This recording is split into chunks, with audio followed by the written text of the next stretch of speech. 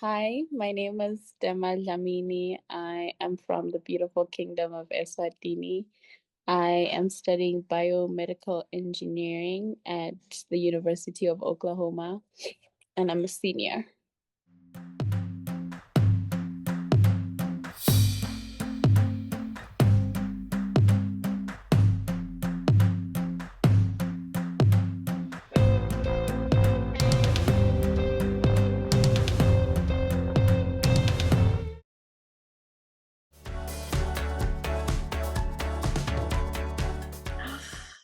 New experiences, man. I am looking forward to new experiences. I don't think I've ever been, okay, except South Africa. I don't think I've ever been to any of the countries that are listed on there. Really cool to experience. I'm a foodie, so I want to try at least one kind of food that's found in that place. So, food and new experiences. Surprisingly, it was actually the food. It was the food. Oh my gosh. As you can see, cheeks and I'm puffed up. So the food was the most exciting thing in those different countries. Um, but more than that, I think learning language was actually quite interesting. Um, as I traveled country to country, I made sure to, ask at least how do you say please and how do you say thank you. So I think that was an exciting thing that was added on to the fact that I actually enjoyed the food. So I think I ate the most in and Vietnam.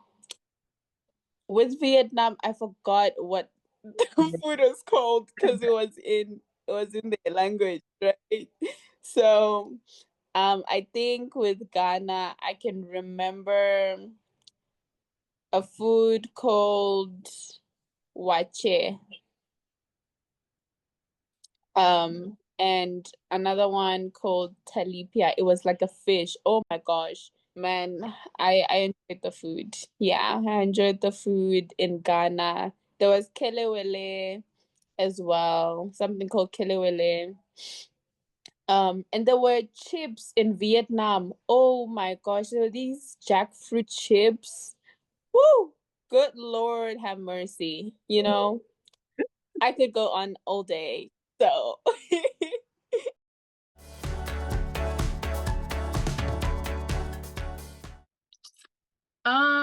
when I went to Italy, I encountered homesickness. So, maybe that's a challenge that I will encounter that I'm expecting. And also there's always like challenges when you get out of your comfort zone, like weather changes, cultural differences, let's say in the form of like how you dress or how you present yourself. I feel like I won't have a challenge making friends because there's so many extroverts on the going on the voyage. So I don't think I'll have a hard time making friends. But yeah, I guess it's gonna be weird being in class and in the ocean. I don't know, I've never done that before. Oh, it's a deep one. I actually didn't mind the weather changes and all of that. I complained a bit, but um, it wasn't really something I would say was challenging. Cultural attire, I also didn't find it challenging. It was very easy for me to change outfits. If I had to cover my shoulders, if I have to wear a head wrap or a head covering, that was fine to me. It was actually quite exciting. But a challenge I did encounter was people. So people who I would say are ignorant and people who are unwilling to learn and people who are not flexible, right? So sometimes you would get into disagreements with people, and I'm a very confrontational person. And I expect that we're adults and we will talk things out. But then, you could be met with aggression and you could be met with um, verbal harassment, verbal harassment. So those are challenges I did not expect actually. And I had a hard time kind of navigating people who are difficult like that. You kind of forget sometimes you have a special outlook on the world until Hmm. you realize that people are quite ignorant and they will ask you questions that could be fixed with just a Google search.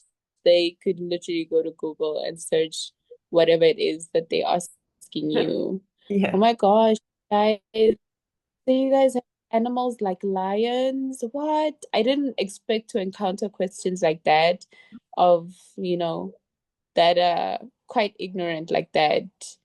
So I was taken aback. What did you do in order to face the challenges?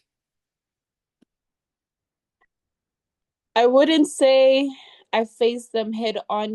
When I opened up myself for a conversation and I was met with aggression, I didn't know what to do. So then I get frustrated, and if I'm frustrated, I'm unhappy. And to find joy in those times, I just danced. I Hmm. danced. Mm, I I love that. I danced at the ocean. So I did things to find my own joy in those circumstances because I wasn't gonna let people ruin an experience for me. So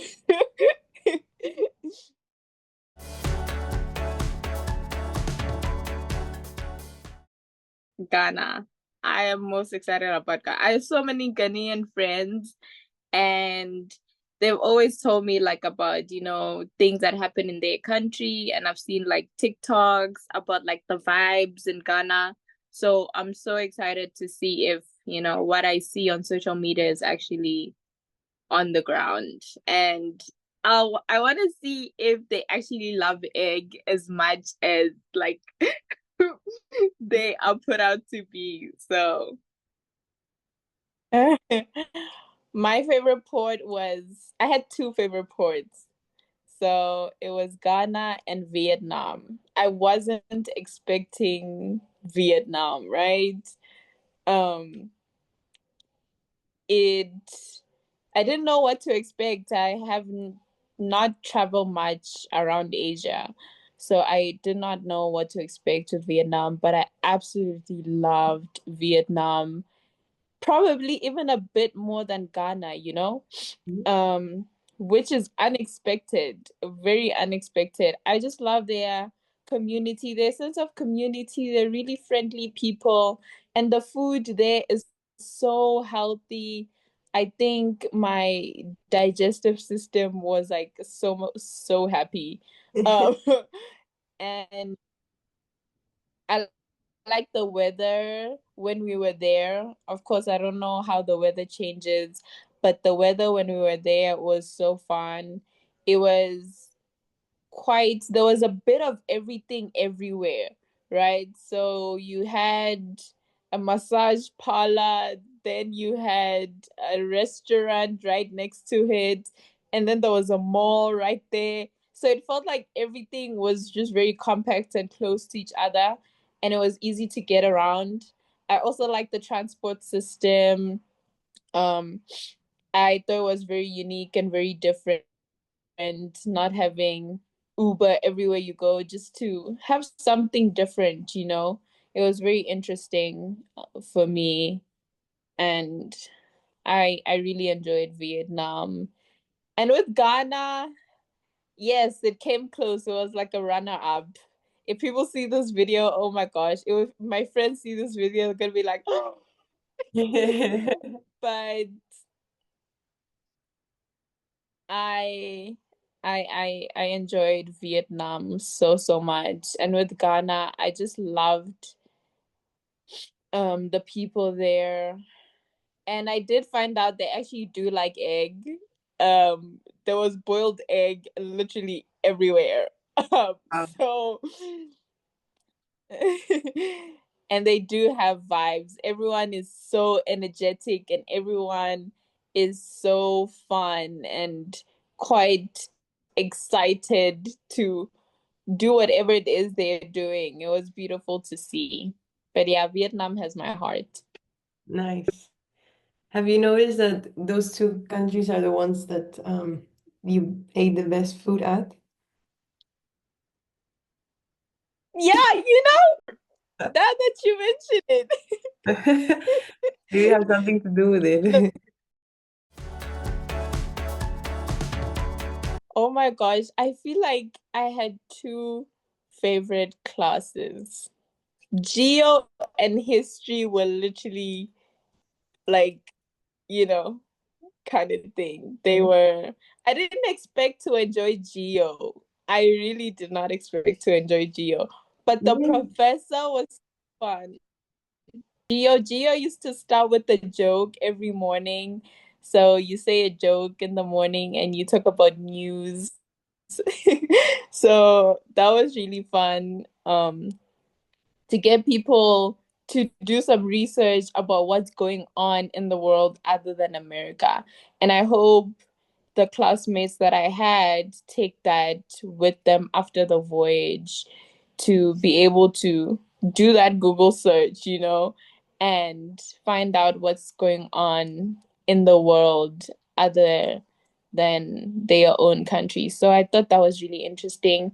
And my history professor was so passionate about the subject. When she was teaching about the Holocaust, she even cried because it was that painful, you know. And I just loved the passion with which she taught. It made you also take a step back and see that you're not only studying facts and figures, you're studying a history of people and these deaths, these statistics, the violence that happened to people is not just 50%, it's not just a number, these are lives, right? So I love the passion with which she taught and how she tied it back to what's happening in the world today. So, yeah.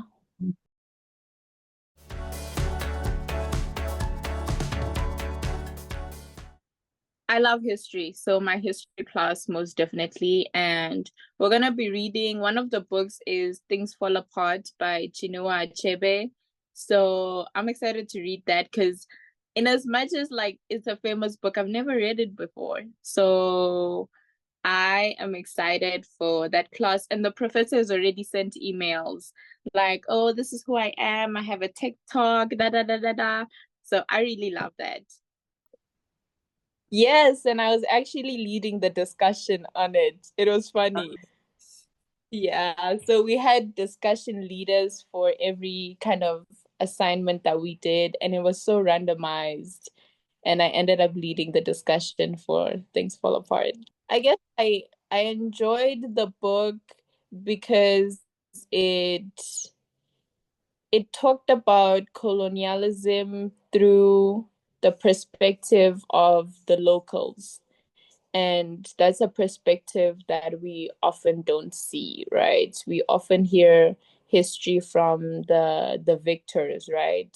The victors write the history, but this book presented a different perspective where those who experience the history write the history. And I think it was quite powerful.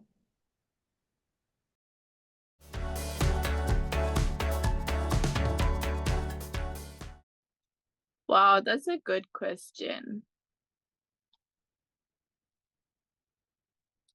I I hope to know more about the place because currently I don't know anything about any place that I'm traveling to. So to learn at least one interesting fact about the place. I hope to learn a little piece of like history from each place. Like I've started looking, I think Portugal there's something called the Belem Tower. I don't know who it was built by, but like, just a little piece of like history or something significant about each place is what I hope to learn or hope to achieve by the end of the voyage. Um, and like I'm a Christian, so I just hope to keep like my spiritual life alive while I'm traveling and not like completely neglect my spirituality. So, So, did you achieve your goals? mhm, I did.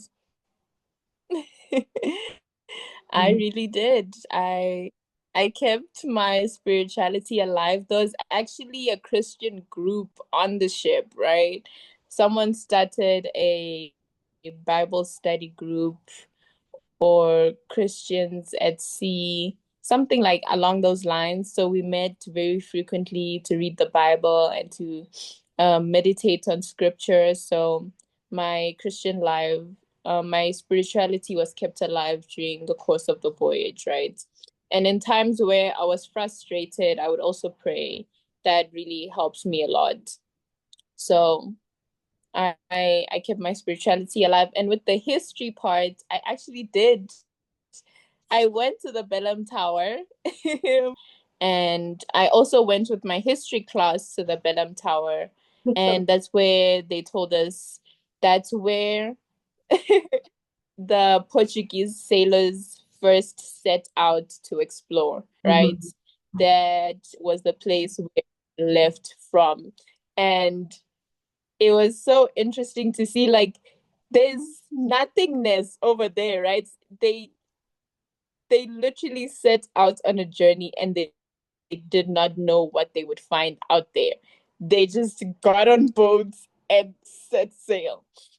Um and the Belém Tower was built, I think, as it was very prestigious. So it was for the king to show his opulence and to show his affluence. So when people would come, that would be the first thing they saw, right? And they would be able to want to make relations with Portugal and all of that. There's more to it, but that's basically what the Belém Tower was about. I even wrote a little script or paper for my class about the Belém Tower. So it's really funny that I was actually looking forward to it and I learned so much about it. But with every country, I did learn a bit of something. With Ghana, I went to the slave castles and it was quite painful, but I I did find out and learn about the experiences of West Africans during slavery and how they were treated. In Portugal, I also learned about the African experience and how Africans changed Portugal, right? We often think that the colonial powers are the ones who go and they change the landscape, but the people that they colonized and brought to their nations also changed the landscape of the country, right? So diversity of food, diversity of culture, and there's just so much richness that the African community brought with them to Portugal, and it's still evident today. We went to African communities that were in Portugal, so that was something I wasn't expecting to learn, but I thought it was quite interesting how you know so often history says find out how Portugal changed da da da or how the British caused this and this to happen, but forgetting that the Africans and the people who were enslaved also had an effect on the culture of the country they were sent to.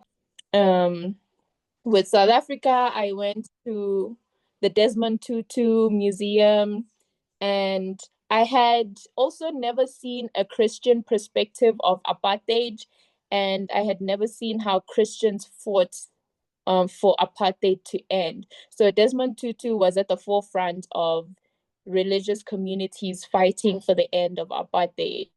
You know, more often than not, I have learned about how it was fought on an economical scale. It was fought from the political side. However, I have barely seen how it was fought from a religious perspective, and it was quite interesting to see that and how he quoted scripture, because sometimes the apartheid people and then the National Party quoted scripture to say that apartheid should exist, right? And it Mm-hmm. was so interesting to see how Desmond Tutu also quoted scripture to show that this is actually evil. This is not godly at all, right?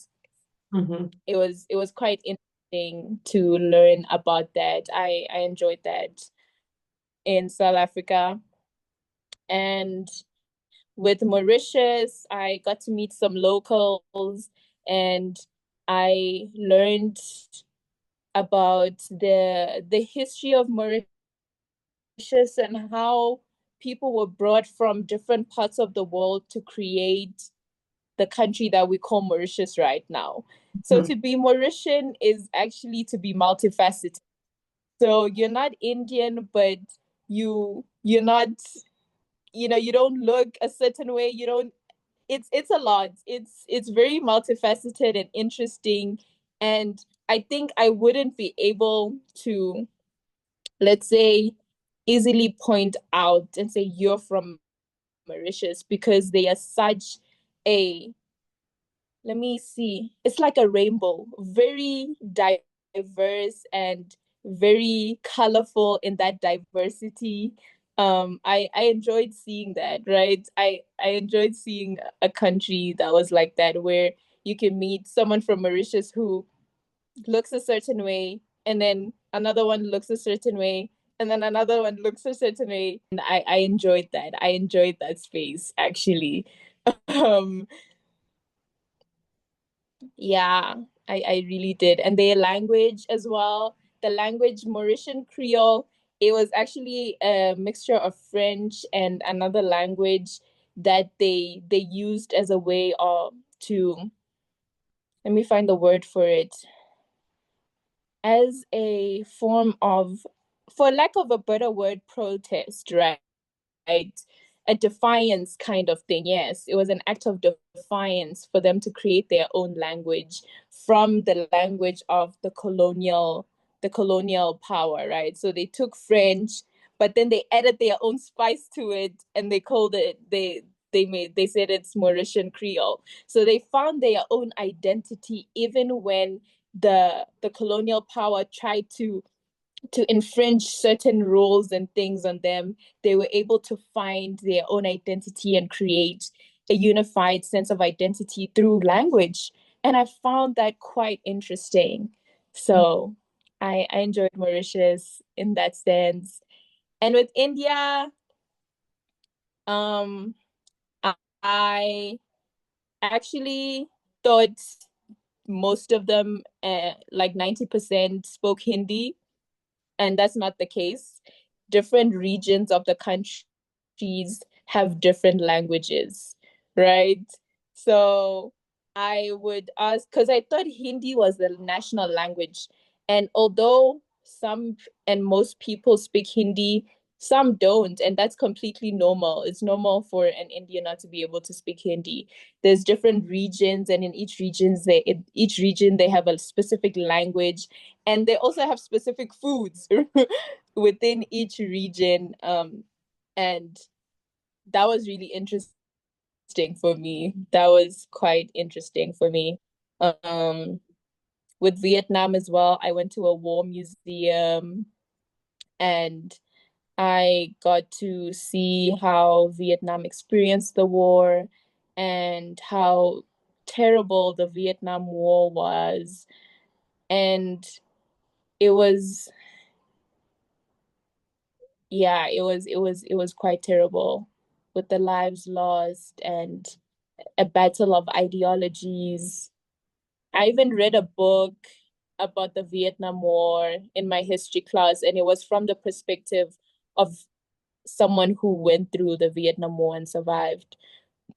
Yeah, I did achieve my goal, man. I did achieve my goal, and I'm so happy. Now I have this wealth of knowledge.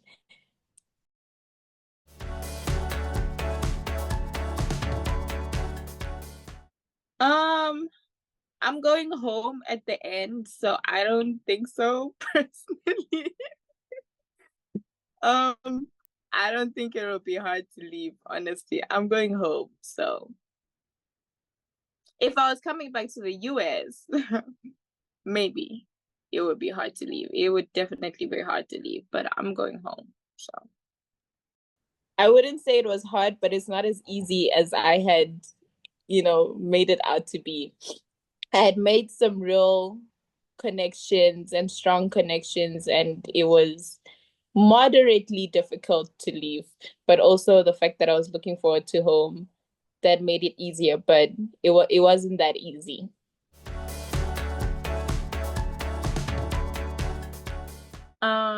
I just say hold on to these experiences, like engrave them in your heart. Um, yeah, just hold on to each and every experience because I feel like it is important. I believe that the Lord orders our steps and nothing is insignificant. So every experience that you have will will help you in the future in some way. Like it's necessary for what's coming in the future. So to my future self, just hold on to these experiences. Engrave them in your heart, never forget them, don't forget the people that you met, even the challenges that you experienced, like hold on to those because those are learning kind of things, learning opportunities. So hold on to each and every experience. I think she was wise. Mhm. Yeah. She was a very, very wise young lady, and I will definitely do as she says and hold on to these experiences. It was actually very beautiful to watch that. Thank you for doing that. That was so beautiful. Advice to future voyagers is advice I always give and say get out of your comfort zone and don't be afraid to to open up yourself to new experiences, right? Don't be afraid to be like, let's try this, and don't stick so tightly to who you think you are because you are discovering yourself. You are actually learning about yourself. Um, Friends of mine would be like, "Oh, let's go to this place," and I'm like, mm-mm. But then I'm like, "Why not? Let's go." So that why not sometimes was the difference between a mind-blowing experience and just a mediocre experience. So I would urge each and everyone to not cling to who they think they are, but open up themselves to new experiences.